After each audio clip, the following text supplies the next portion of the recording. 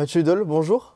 Salut. Alors, on t'a croisé déjà à quelques conférences de presse, mais t'es assez discret ces derniers temps. Ouais. Un petit peu en retrait, justement. Je voulais déjà savoir comment tu vas dans un premier temps.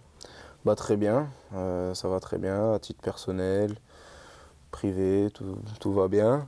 Euh, la saison qui est assez nouvelle sur beaucoup de points se passe correctement. Ça pourrait être mieux sur certains aspects, mais globalement plutôt satisfaisant. La saison qui a commencé avec un été un peu particulier pour toi. Alors, je ne sais pas si je me trompe, mais tu n'as jamais été aussi près d'un départ du FC Metz. Ouais, c'est vrai, c'est vrai. Ça a été particulier et assez nouveau pour moi cet été. Euh, il s'est passé beaucoup de choses, des hauts et des bas, beaucoup d'émotions aussi dans tous les sens, surtout après la saison qu'on a vécue aussi. Donc voilà, après aujourd'hui, je suis là, je suis passé à autre chose et je suis pleinement concentré sur les choses à faire pour nous cette saison et les objectifs à remplir. C'est bien parce que globalement, tu as déjà répondu à toutes mes questions. Mais voilà, il va falloir qu'on rentre dans le détail, c'est vrai que ça dure un petit peu plus longtemps. Justement, raconte-nous un petit peu cette saison. Donc là, il y a cette descente en Ligue 1, précisons très compliquée. On va pas se mentir, très compliquée mentalement aussi, psychologiquement. Ouais. Est-ce qu'on peut dire que ça a été un des déclics, peut-être de cette envie, de cette décision de se dire peut-être que je vais regarder ailleurs? Déjà, il y avait cette question que je me posais en amont de cette saison en Ligue 1 déjà. Je sortais d'une bonne saison en Ligue 2. Je m'étais dit qu'il fallait que je confirme encore au moins une saison en Ligue 1 avec le club. À titre individuel, j'étais satisfait malgré tout de ma saison en Ligue 1. Et c'est vrai que le fait de descendre était une grosse déception et je ne me voyais pas repartir pour de la Ligue 2 après la saison que j'avais faite. C'est pas ce qui s'est passé, mais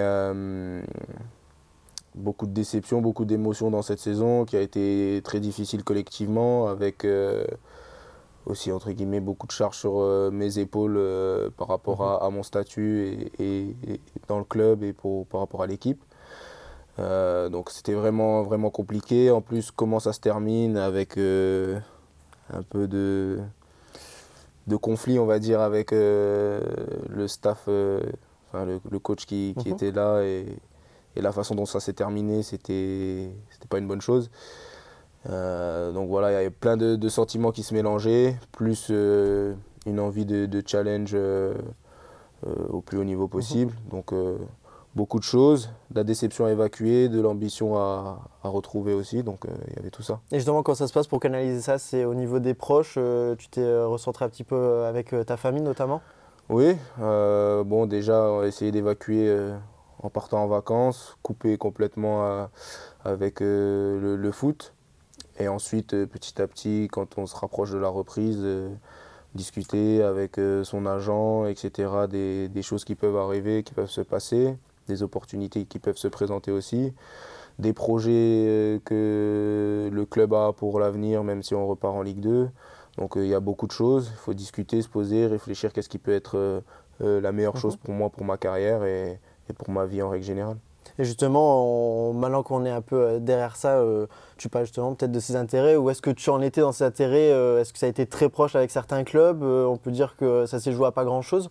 Oui, pas grand-chose, tout est relatif, mais oui, j'étais très proche de Saint-Étienne.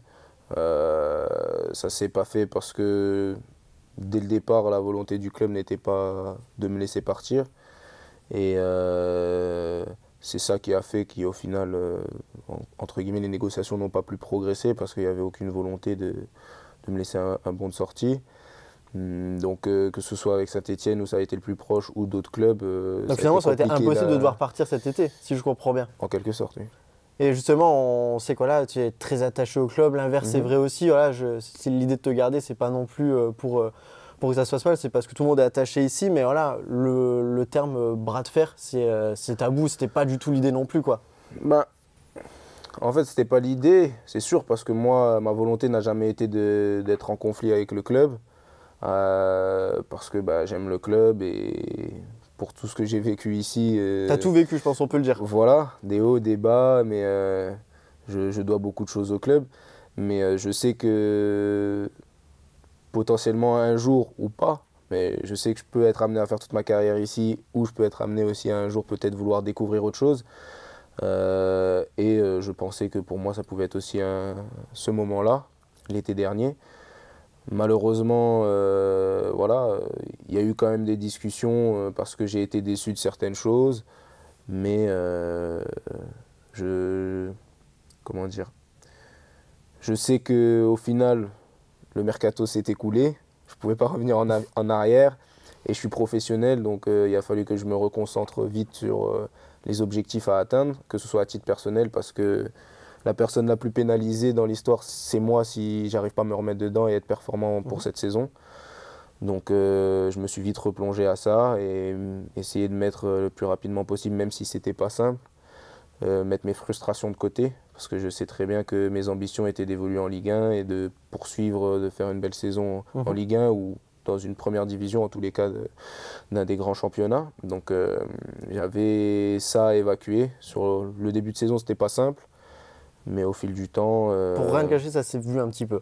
Oui, pour le fait de côtoyer peut-être un peu plus ça pouvait se voir un petit peu que... Je me doute aussi, même si voilà, j'étais plus concentré sur moi, faire mon job, mais pas d'extra ou d'autres choses. Et j'étais pas content de pas mal de choses, mais voilà, j'ai su évacuer cette frustration-là. Il y a des objectifs importants pour le club. Il y a eu aussi l'arrivée d'un nouveau staff et... qui ont apporté une nouvelle énergie et des ambitions, des idées de jeu qui au fond me plaisaient, même si à la base je ne voulais pas forcément repartir, mais ce n'était pas contre eux parce que c'est vrai que ce que le staff et le coach proposent, c'est très intéressant.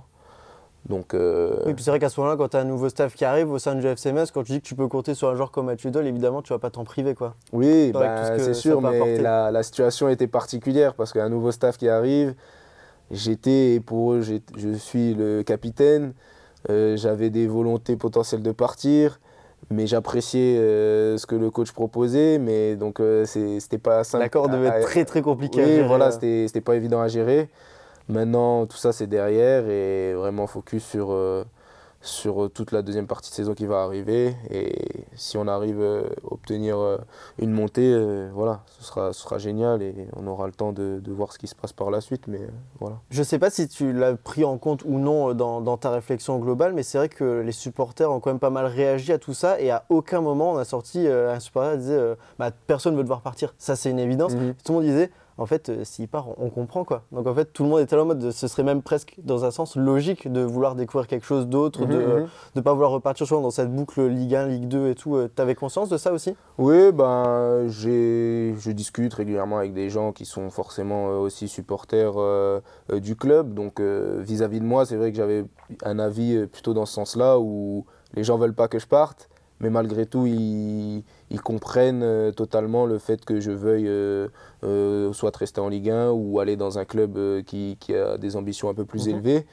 Et par rapport à tout ce que j'ai donné jusque-là, ils comprennent tout à fait. Après, je sais qu'il y a un attachement et que ça aurait pu rendre des gens tristes ou pas, mais globalement, le sentiment était positif et il n'y avait pas de ce côté il veut quitter le bateau ou voilà. Et bon, après, j'avais pas trop de doutes par rapport à ça. Oui, ça c'est quand même très bienveillant et en même temps, en fait, tu as prouvé dans l'idée. Donc bon, j'ai une petite question. Alors à savoir, ça venait que de mon nom, mais est-ce que l'arrivée de Götze, le retour de Götze, ça a joué dans ta réflexion ou pas ? Parce que je sais qu'on l'a eu cette année en émission déjà. Il disait que voilà, au moment où il disait je reviens, tu te disais et moi je vais peut-être partir. Donc à ce moment-là, est-ce que il t'a peut-être convaincu un petit peu ? Non, la vérité, c'est qu'il m'a pas convaincu. C'est pas parce qu'on a chacun notre carrière. Mais c'est sûr que l'anecdote aurait été particulière que... Vous êtes très proches comme tous les deux. C'est ça, mais l'anecdote aurait été particulière qu'ils reviennent et à ce moment-là, je parte. Parce qu'en soi, à nos débuts, on n'a jamais pu vraiment jouer ensemble. Et là, tu avais servi sur un plateau, quoi. Donc voilà, c'est ça. Mais je n'ai pas fait ma réflexion par rapport à ça, même si ça me fait plaisir de jouer avec lui. Et entre guillemets, on ne rattrape pas le temps perdu, mais les années passées où lui, il a évolué et ailleurs. Moi, j'ai fait mon trou ici, mais aujourd'hui, c'est cool de pouvoir évoluer ensemble sur le terrain et partager des émotions. Maintenant qu'on sait que tu as tout connu au FCMS, c'est quoi l'idée maintenant avec ce club ? Parce que tu as forcément d'autres choses à écrire, d'autres chapitres, alors que ce soit sur le court ou long terme. Ça, on le saura plus tard. Mais c'est quoi maintenant ton idée avec le FCMS ? Mon idée, c'est de voilà, toujours donner le maximum de moi-même, être performant. C'est l'idée, tu considères que tu as atteint un plafond ici ou pas? Moi, je pense que je peux encore... Un plafond à quel niveau? Bah, sur le plan personnel, pour ta carrière en tout cas, ou Je pense qu'on peut toujours évoluer, progresser. Le plafond, à titre personnel, voilà, je sais que j'ai atteint un certain niveau au club. Mhm. Après, pour aller encore plus haut, il faut que ce soit les ambitions du club aussi qui soient plus élevées. Et forcément, à ce moment-là, je peux, on va dire, repousser un peu les limites. Mais c'est sûr que le statut qu'a le club actuellement, sans réussir à se maintenir comme on a pu le faire dans les années passées, quelques années en Ligue 1, pour se pérenniser et pourquoi pas avoir des objectifs plus hauts à moyen terme, bah, c'est sûr que ça, pour moi, c'est un blocage à titre personnel. Mais je pense que le club a les moyens, maintenant des structures, le staff qui a des idées très intéressantes pour pouvoir aller vers ce haut niveau-là.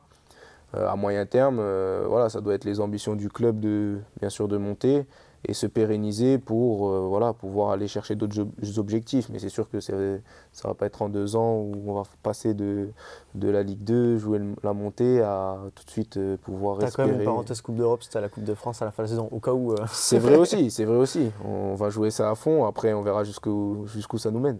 La question, alors on est à quelques jours du mercato hivernal, bon rassure-nous.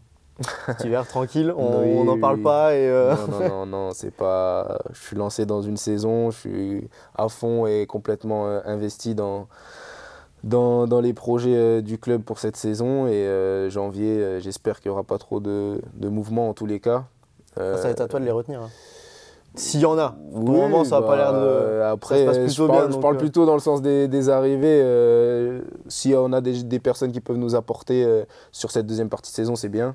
Mais j'espère que voilà, l'équipe va rester stable. Et voilà, que globalement, on a ce qu'il faut déjà pour atteindre nos objectifs. Si on a des compléments, c'est bien. Mais on a de la marge de progression par rapport à ce que le coach et le staff nous demandent. Donc si on s'améliore sur certains points, il n'y a pas de raison qu'on ne fasse pas une meilleure deuxième partie de saison et qu'on puisse monter. On a parlé beaucoup sur l'aspect personnel. On va, pour cette dernière question et cette dernière partie, revenir sur l'aspect plus professionnel en tant que capitaine. Après ces 6 premiers mois, ton bilan à titre personnel de ces 6 premiers mois? Ça n'a pas été simple dès l'entame parce qu'il y a eu des gros changements d'idées, de jeux, de choses comme ça à mettre en place. C'est jamais simple aussi parce qu'on sortait d'une saison, on va dire, laborieuse en termes de football. Donc là, c'est des gros changements, des idées très différentes. Donc il fallait se réadapter à ça. On est encore loin d'être parfait et on est encore assez loin de certaines choses que le coach veut mettre en place, mais on sait qu'on tend vers ça. Et qu'au niveau comptable, pour le moment, ça ne se ressent pas en tout cas. Voilà, on a perdu des points bêtes. Je pense que tu les rejoues 9 fois, voilà, tu les gagnes 9 fois. Mais malgré tout, on voit qu'au final, on est encore dans les premières places, donc on n'est pas très loin. Et il n'y a pas de raison qu'on fasse une deuxième partie de saison moins bonne que ce qu'on a fait là en début de saison. Donc si on corrige ces erreurs et qu'on arrive encore à progresser sur ce qu'on nous demande, voilà, va falloir être bon dans les matchs décisifs. On a un mois de janvier qui arrive en plus qui est très important parce qu'on joue Lorient, Paris FC.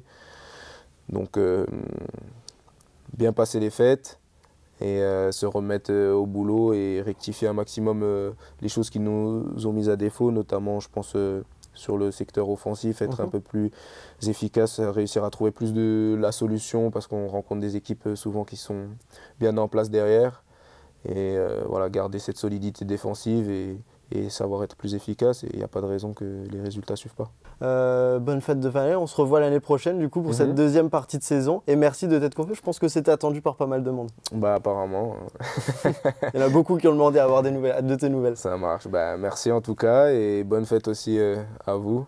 Et profitez bien. Et j'espère que 2025 va nous procurer de bonnes émotions à l'image d'il y a 2 ans en Ligue 2. C'est vrai. En plus, le trophée est nouveau, donc il faut venir l'ajouter à la vitrine. Il n'existe pas encore celui-là. On espère. Merci Mathieu. De rien.